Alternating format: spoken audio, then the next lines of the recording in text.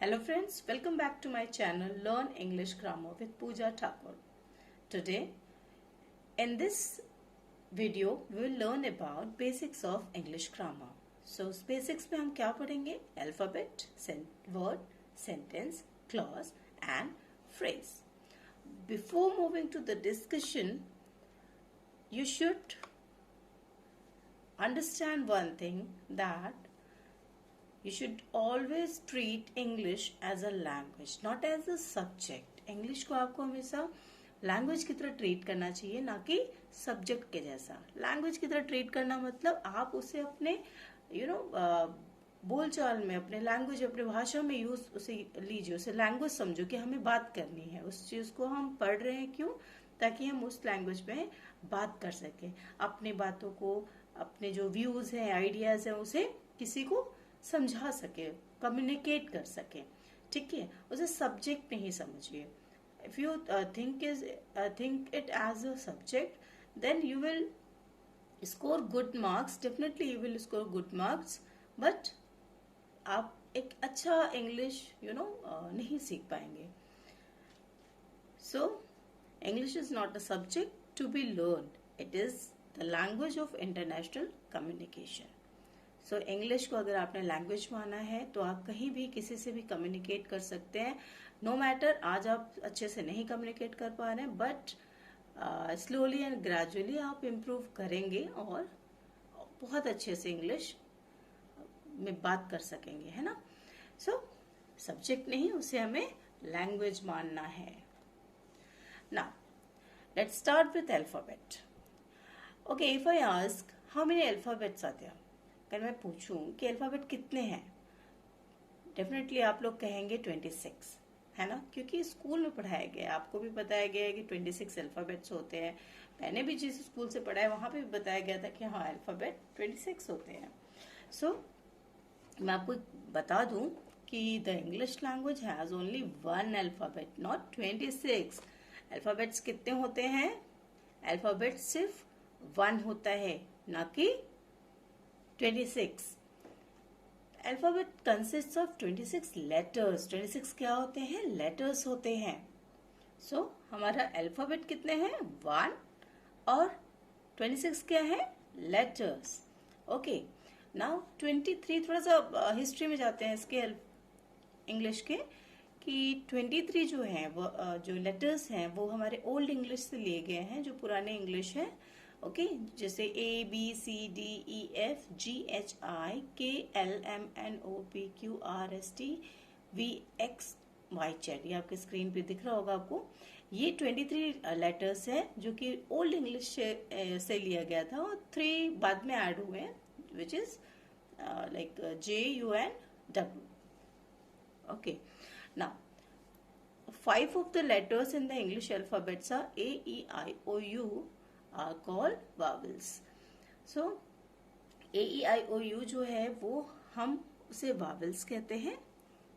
ठीक है, ये vowels है. नाउ जो रिमेनिंग 21 लेटर्स हैं, ये A, E, I, O, U को हटाने के बाद, ये 5 लेटर्स को हटाने के बाद 21 लेटर्स बचते हैं, जिसे हम कॉन्सोनेंट्स कहते हैं. ओके, सो हमने इसमें क्या पढ़ा? There is one alphabet, 26 letters, yes, 5 vowels and 21 consonants. Okay, now what is word? Word क्या है? जब हम उन्हीं अल्फाबेट्स को लेते हैं, एक एक लेटर्स को हम लेते हैं और उसको मिला के कुछ एक कॉम्बिनेशन बनाते हैं, जिसका एक कुछ मीनिंग आता है, वो हमारा वर्ड होता है. ठीक है, means meaningful combination of letters like class, king, cow. All these are words which have some meaning. Now, what is sentence? Sentence, a set of words that is complete in itself. अब letters से word बना, word से कई सारे words मिलके sentence बनाते हैं. So, a set of words के कुछ set जो कि complete meaning दे, खुद में complete हो, वो हमारे sentence होते हैं. For example, Ashoka was a king. Okay, तो ये इसकी मीनिंग आ रही है ना कि अशोका एक किंग थे. ना, very important, sentences have two parts. Sentence के कितने पार्ट्स हैं? टू पार्ट्स हैं। First is subject and other is predicate. So subject का क्या क्वालिटी है या क्या उसका रोल है सेंटेंस में? कोई भी सेंटेंस है उसका हाफ पार्ट सब्जेक्ट होता है, हाफ पार्ट प्रेडिकेट होता है, बट आप पता कैसे करेंगे कि कौन सा पार्ट सब्जेक्ट है और कौन सा पार्ट प्रेडिकेट है? सो ये ध्यान रखना होता है कि सब्जेक्ट जो है वो या तो नाउन होता है या प्रोनाउन होता है। ठीक है, जो सब्जेक्ट होता है वो हमें आंसर करता है किसी भी नाउन या प्रोनाउन का। ठीक है, मीन्स कोई नाउन होता है या प्रोनाउन होता है और आंसर करता है हु और व्हाट का। ठीक है, कौन और क्या। लाइक हम एग्जाम्पल देखते हैं। Okay, before this let's discuss this predicate also. Predicate क्या होता है? वर्ब होता है। सेंटेंस में जहां पे वर्ब आपको कोई एक्शन करता हुआ दिखता है, जहां से एक्शन स्टार्ट होता है, वहां से हमारा सेंटेंस प्रेडिकेट होता है। ठीक है, जो नाउन एंड प्रोनाउन है वो हमारा सब्जेक्ट हो गया एंड रेस्ट जितने पार्ट है वो सारा सारा हमारा प्रेडिकेट हो जाता है। जहां से वर्ब स्टार्ट होता है वहां से हमारा प्रेडिकेट स्टार्ट हो जाता है। वो किस चीज का आंसर देता है? जिस सेंटेंस से हमें आंसर मिले कि व्हाट अबाउट इट, मतलब क्या बोल रहा है इसके बारे में, क्या चीज उस नाउन या प्रोनाउन के बारे में क्या चीज एक्सप्लेन किया है, वो हमारा प्रेडिकेट हो जाता है। Like let's see some examples now. He smiles. He क्या है? Pronoun. Yes, smiles. Smile मतलब मुस्कुराना, स्माइल करना। It's an action, है ना? तो ये वर्ब है। तो सिंपल सा है कि ही यहाँ पे हमारा प्रोनाउन है, सो ये हमारा हो गया सब्जेक्ट, और स्माइल्स यहाँ पे वर्ब है, तो ये हमारा हो गया predicate. Yes, now next, My dog barked at the cat. अब my dog, तो ये my क्या है? my pronoun है। yes, possessive pronoun है। yes, pronoun है। dog क्या है? dog is also a noun. so my dog, ये दोनों हमारा क्या हो जाएगा? subject हो जाएगा, क्योंकि who बता रहा है, who का आंसर देख रहा है कौन? मेरा dog। yes, so this is subject and the rest of the part is predicate. yes, so ये बाघ जो है जो भौंकना हुआ कुत्ते का कैट के ऊपर, ये क्या हो जाएगा? प्रेडिकेट, बिकॉज बाघ इज अ वर्ब। यस, तो मैंने बताया कि वर्ब जहां से स्टार्ट हुआ वहां से हमारा प्रेडिकेट स्टार्ट हो जाता है। Now third example, the big green frog jumped across the log. So the big green frog, एक बड़ा ग्रीन फ्रॉग। सो ये ग्रीन फ्रॉग जो है, फ्रॉग किसके बारे में बताया जा रहा है? फ्रॉग के बारे में बताया जा रहा है। और फ्रॉग कैसा है? ग्रीन है और कैसा है? बड़ा भी है ना? तो अब big green frog, the big green frog, ये हमारा पूरा का पूरा सब्जेक्ट हो जाएगा, है ना? क्योंकि फ्रॉग है और वो किस कलर का है? ग्रीन कलर का। ग्रीन कलर का भी है तो क्या है? कैसा है? बड़ा है। तो हमारा जो बिग ग्रीन फ्रॉग है पूरा का पूरा हमारा सब्जेक्ट हो जाता है। और जहां से हमारा वर्ब स्टार्ट हुआ, jumped across the log, so ये हमारा क्या हो जाएगा? प्रेडिकेट। क्या हो जाएगा? प्रेडिकेट। क्लियर? पूरा सेंटेंस ये जम्प्ड अक्रॉस द लॉग, ये हमारा प्रेडिकेट हो जाएगा। Now fourth, the bike. तो the bike, this is our subject. Bike क्या है? Bike is the noun. Yes, so आपको पता है कि जो नाउन है वो हमारा सब्जेक्ट हो जाता है and rest of the part is are predicate. इसमें देखो नीड्स से स्टार्ट है, needs is the verb, so verb से स्टार्ट है, मीन्स यहाँ से जो rest of the like sentences are predicate. I hope this is clear. Subject and predicate में आपको यही ध्यान रखना है कि सब्जेक्ट नाउन है, प्रोनाउन होता है, हु और व्हाट का आंसर देता है कि कौन है और क्या है। ठीक है, जैसे यहाँ बिग ग्रीन फ्रॉग में बिग है, ग्रीन है, फ्रॉग है, तो व्हाट का आंसर दे रहा है ना वो। और प्रेडिकेट में हम वर्ब देखते हैं, जहां से वर्ब स्टार्ट है मीन्स कोई एक्शन जहां पे हो रहा है वही वहां सेंटेंस हमारा प्रेडिकेट हो जाता है. Now next is very important, phrase and clause. So what is phrase? Phrase is a set of words grouped together to express a partial meaning. Phrase क्या है? एक सेट ऑफ वर्ड्स हैं जो कि एक साथ लाइक होते हैं, वर्ड्स हैं जो कि कुछ एक पार्शियल मीनिंग देते हैं, मीन्स बहुत एकदम कंप्लीट मीनिंग नहीं देते हैं. मीनिंग होती है बट एक कंप्लीट मीनिंग नहीं होती है. ओके, जैसे मैं बोलूं कि आई सॉ यू, ठीक है, तो कोई भी पूछेगा कि कहाँ, है ना, आपने मुझे देखा बट कहाँ. अगर मैं बोल दूं आई saw you in the market, तो वो ये सेंटेंस कंप्लीट हो जाता है कि आप, मतलब मैंने तुम्हें आपको देखा मार्केट में, है ना, मैंने आपको मार्केट में देखा, तो this sentence is complete. But अगर हो जाएगा आई सॉ यू, तो ये this is an incomplete sentence but it has some partial meaning. Okay, now clause. A clause is a part of sentence having a subject and a finite verb. Clause क्या है? वो sentence का वो part है, ठीक है, जिसका एक सब्जेक्ट भी होता है और एक फाइनाइट वर्ब भी होता है जिसके साथ, ठीक है, वो क्लॉज होता है. ठीक, जो कि सब्जेक्ट एंड फाइनाइट वर्ब मिला के वो पूरी मीनिंग, कंप्लीट मीनिंग देता है. नाउ लेट्स मूव, और समझते हैं इसे थोड़ा और अच्छे से. Difference between a phrase and a clause. First point, a phrase does not makes complete sense. जो फ्रेज होता है वो कंप्लीट सेंस नहीं देता है, ठीक है, मैंने आपको जैसे एग्जांपल दिया था. A clause makes complete sense. क्या है? क्लॉज क्या करता है? कंप्लीट सेंस देता है, ठीक है, जो सेंटेंस है उसकी मीनिंग कंप्लीट होती है. Now phrase. Phrase does not contains a subject and a predicate. Subject and predicate phrase में नहीं होता है, ठीक है. अगर सब्जेक्ट एंड प्रेडिकेट दोनों होगा तब तो उसकी मीनिंग कंप्लीट हो जाएगी, इट मीन्स वो कंप्लीट मीनिंग देता है. सो वो कंप्लीट मीनिंग नहीं देता है, इसका मतलब उसमें सब्जेक्ट एंड प्रेडिकेट नहीं है. And if it is giving complete meaning then it means उसमें it like subject and predicate है, it contains a subject and a predicate. Next is, a phrase can not stand alone as a simple sentence. अब phrase जो है उसके sentence complete meaning नहीं देते हैं, इसलिए उसे एज अ सिंपल सेंटेंस हम नहीं मान सकते, ठीक है. वो एक अपने आप में सेंटेंस नहीं होता है वो, ठीक है. So can not stand alone as a simple sentence, हम उसे सेंटेंस नहीं मान सकते हैं.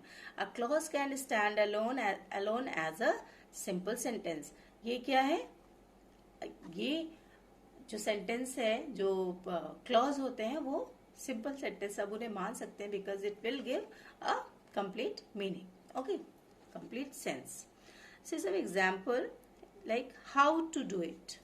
हाउ टू डू इट बोला कि इसे कैसे करना है, तो मीन्स अगर बोल रहे हैं तो हम इसके आगे पूछेंगे ना क्या, है ना, क्या करना है, किसे, व्हाट, पूछेंगे ना, कि कंप्लीट मीनिंग नहीं आ रहा ना, तो जो जिस एक मीनिंग तो है इसकी बट इसकी कंप्लीट मीनिंग नहीं आ रही है, इसमें ना ही सब्जेक्ट है ना ही प्रेडिकेट है, तो इसकी कंप्लीट मीनिंग नहीं आ रही है. तो ये क्या हो जाता है? Phrase. Made up of. So made up of what? अगर यही सेंटेंस पूरा होता कि this table is made up of would, तो ये कंप्लीट मीनिंग देता है कि हाँ दिस टेबल, ये टेबल हमारा ये नाउन हो गया, दिस इज सब्जेक्ट, यस, और is made up of would, तो ये हमारा पीछे का मेड मतलब वर्ब हो गया, तो यहाँ से हमारा प्रेडिकेट स्टार्ट हो जाता है, मीन्स प्रेडिकेट है. तो इसमें सब्जेक्ट एंड प्रेडिकेट है बट सिर्फ इसमें लिखा है मेड अप ऑफ, बना हुआ है, क्या, किसका, किसको क्या बना हुआ है, कौन बना हुआ है, nothing is clear here. So this sentence is not complete, not giving its complete sense, okay. So that's why this is phrase. In the garden, what is there in the garden? क्या है garden? Okay, सो ये sentence का अगर आगे पीछे थोड़ा कुछ जोड़ दिया जाए तो मीनिंग आता है, लेकिन इसकी मीनिंग कंप्लीट नहीं है. इसमें क्वेश्चंस होंगे कि क्या है, कौन है, कहाँ है, ठीक है. लाइक अगर मैं बोल दूं a girl is playing in the garden, तो इसकी मीनिंग कंप्लीट आ जाती है कि एक लड़की गार्डन में खेल रही है ना. अ गर्ल हो गया, this is noun, and is playing, playing से यू नो वर्ब स्टार्ट हो गया, तो यहाँ से हमारा प्रेडिकेट हो जाता है, सब्जेक्ट एंड प्रेडिकेट इसमें है, तो ये कंप्लीट मीनिंग दे रहे हैं, बट सिर्फ in the garden complete meaning नहीं दे रहा है. So all these are you know phrase, all these are phrase. Now examples of clause. Who gave you this book? तुम्हें ये बुक किसने दिया? ठीक है. I don't know the time. मुझे टाइम नहीं पता. सो ये जो सेंटेंसेस हैं ये आपको कंप्लीट मीनिंग दे रहे हैं, है ना. प्रॉपर पूरा क्वेश्चन है, पूरा सेंटेंस है, समझ में आ रहा है कि हाँ किसने किससे बोला, क्या बोल रहा है, किस चीज के बारे में बोल रहा है, कहाँ सब्जेक्ट है, कहाँ प्रेडिकेट है ना. Now last is the farmer reaped his crop. So ये जो सेंटेंस है सारे, ये जो सारे सेंटेंस है, they all are giving its complete sense. That's why this is a clause. They are having subject and predicate both. Okay. So, these are some important points of this video, today's video. So, let's discuss it. Bear in mind, which you have to keep in your mind. The English language has only one alphabet, not 26. The first thing which you I have discussed, कि एक alphabet होता है, only one alphabet, ना कि 26. A word is the group of letters having its independent meaning.